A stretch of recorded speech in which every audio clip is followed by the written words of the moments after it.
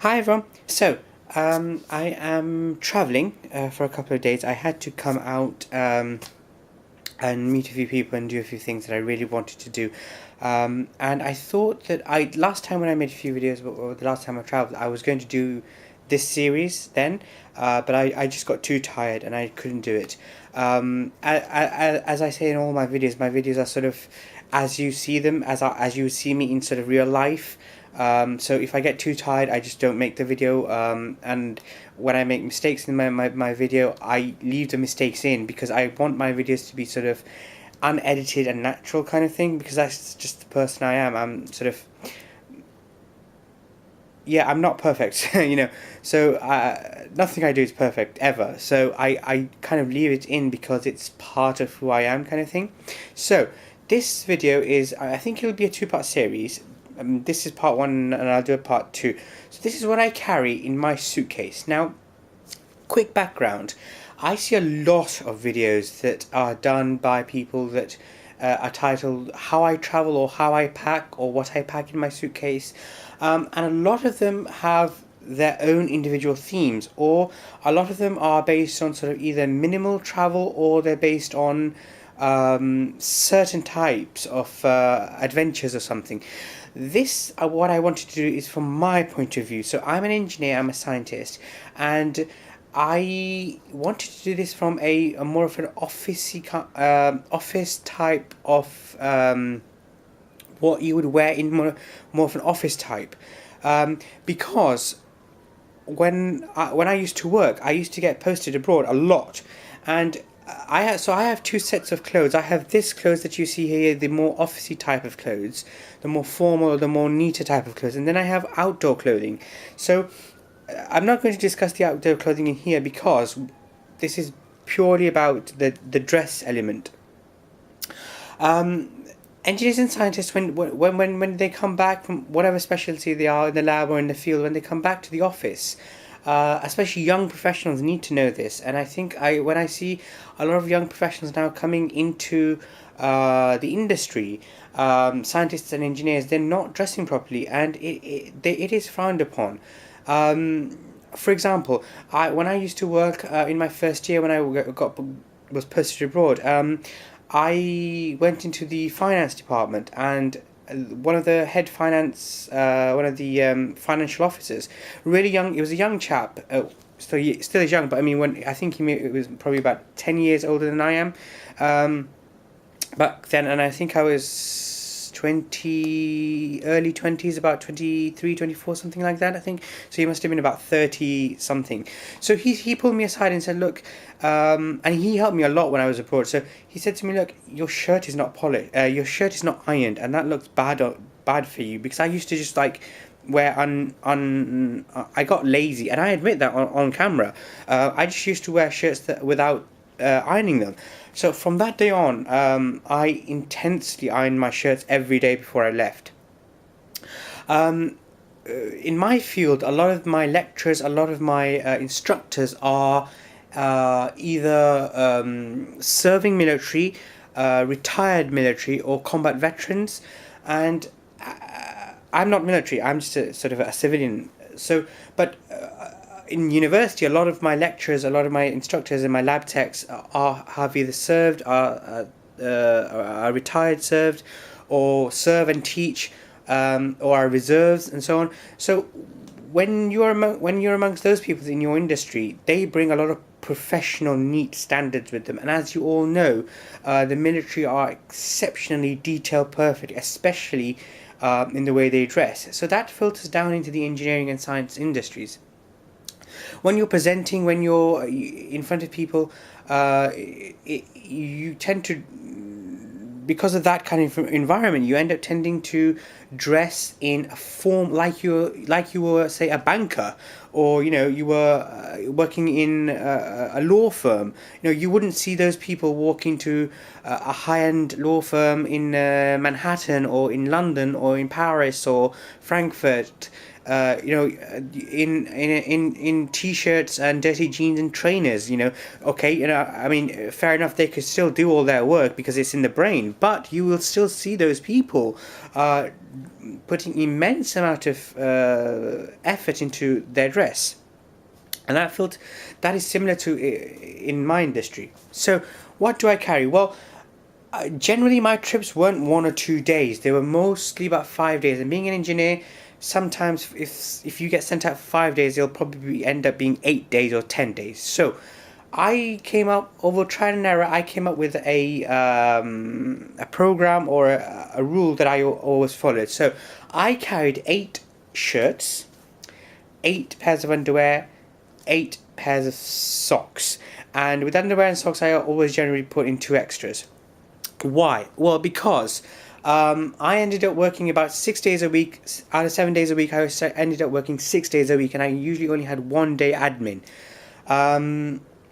So sometimes clothes need to dry, or sometimes if you're living in a hotel, some hotels don't return your laundry the same day. And you could say, well, after a few days you could do that. You could, but sometimes you just do not get the time and you're so very exhausted. And I am being absolutely frank with you. So what used to happen was that on the 7th day, if I had laundry facilities in the hotel room, I'd do it in the hotel room, or if I had to send out, I'd do it on that 7th day. And I'd clean up and refix and repolish and do all of that. So why 8? Well, because 6 days were used. On the 7th day, I still have to wear clothes, so I have fresh clothes for 7. And for the 8th day, when I expect that it will be a next day service, I'll have my fresh clothes for 8th day. Sometimes when I knew it would be a very, very long term trip, for 1 or 2 months, then I would carry 10. I never carried more than 10, but I would carry 10 on the longer trips. So what do I carry? And I think this even might be a part A, part 2, because I've rambled on a lot, but I wanted to explain it from my point of view. So first of all, shirts, but I think this might be a 2 parts video just for the dress, but it will become evident why.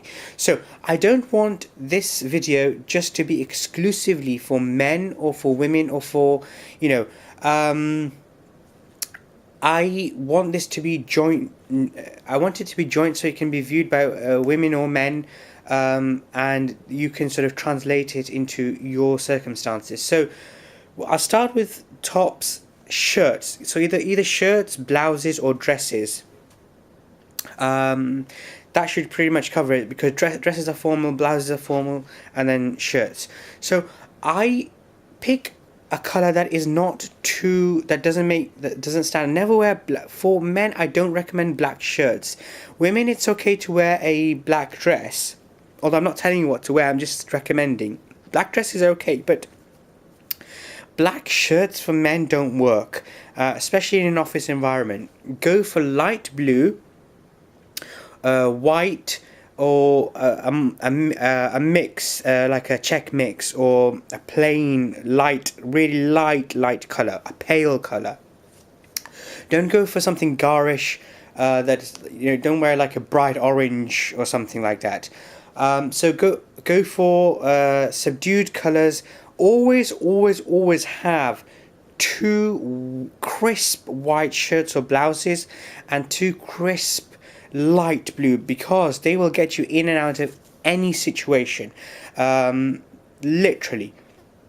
So shirts, I like blue and white, so a lot of my shirts are check, light blue and or dark blue and white. I do have like a purple one, and I do have like a multicolored one, a red, blue and white, but generally I prefer a light blue or a white, or a mixture.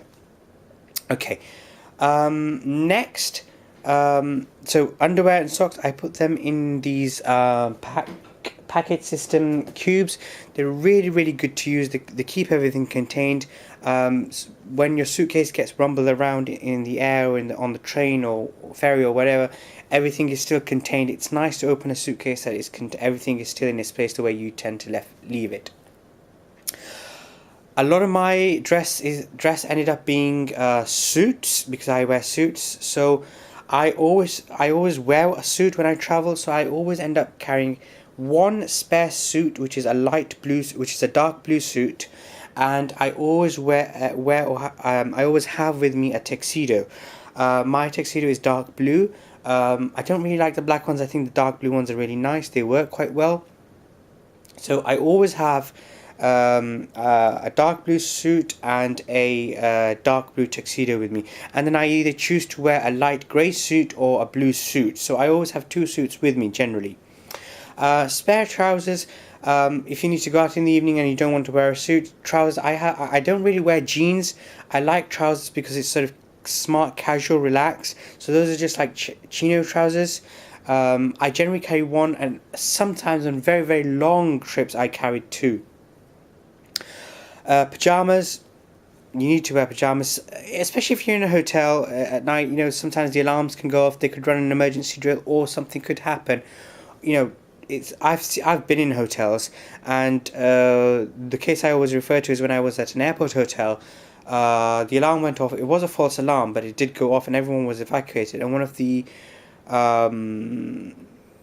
the residents in the hotel, he was nothing on, literally nothing on, and that's how he had gotten out of bed, because the alarm was at around 5 to 1 a.m. literally, and we were stood outside in the cold till about 10 past 2 a.m. So about an hour, 10 minutes, about an hour and a half, that kind of thing.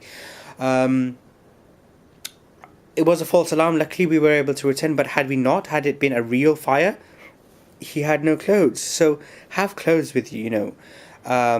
So moving the camera a little bit, ties. I know females who wear ties with their blouses. So again, I don't want it to be just for men. This is one of my favorite patterns, and my mum and my aunt and one of my best friends went shopping like years ago, and they bought me this pattern, and I love this tie. It's the fleur de lis pattern, and I really like it, and I've ended up buying all other ties in the same pattern. This is by a company called TM Levin. It's in the UK. I'm trying to find it. Let's see, there's usually a red tag on here somewhere. So quick look.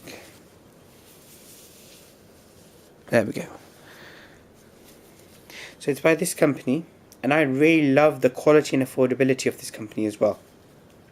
They're all silk ties, and the yellow and the orange ones are special editions. They were charity ties that they did. They were for the Prince of Wales, the Prince's Trust. So these two are the charity ties. So I really like them. Or you could go for something like this. These are known as this is just like a pattern, a herringbone kind of pattern. Or this pattern is known as a non-crease tie. So this pattern, so you can't really tell when it's creased. It's really nice. This is by a British company called Benson & Clegg, based in London. Really good tie, but for me this is a little bit expensive actually. These ties are about £25 each. I think, if memory calls, this one was about £70. I think, yeah, definitely. It's about that. It was around that kind of price, and I have seen it gone up to 80, I think, but it might have reduced. But I think I paid about £70 for this tie. It was quite expensive for me at the time, but I really like this colour. Also, I tend to wear silk squares in my silk squares, or in the top pocket of the blazer. So I have a multitude of colours. You can never have enough white silk squares. I do have a red one, I have a green one, I have an orange and blue, just to add a bit of colour, because the white shirts allow you to add colour. Or you can use cotton handkerchiefs. So this is a cotton one, this is 100% cotton, and this is white and blue polka dot, which I kind of really like. I bought this from Muji actually. as a handkerchief, but I think I actually saw they had labelled it as a handkerchief, but I actually bought it as a to put it into my top pocket of blazer. So you can use cotton if you don't like silk. Some people don't like silk. Finally, I have a tie case in here, and I am running out of time, so I will do another part to this video, and then I'll make other videos. So sorry for rambling, but I just wanted to explain stuff, and I hope this helps. Let me know, yeah, and I'll make part B to this one. Thank you very much for watching.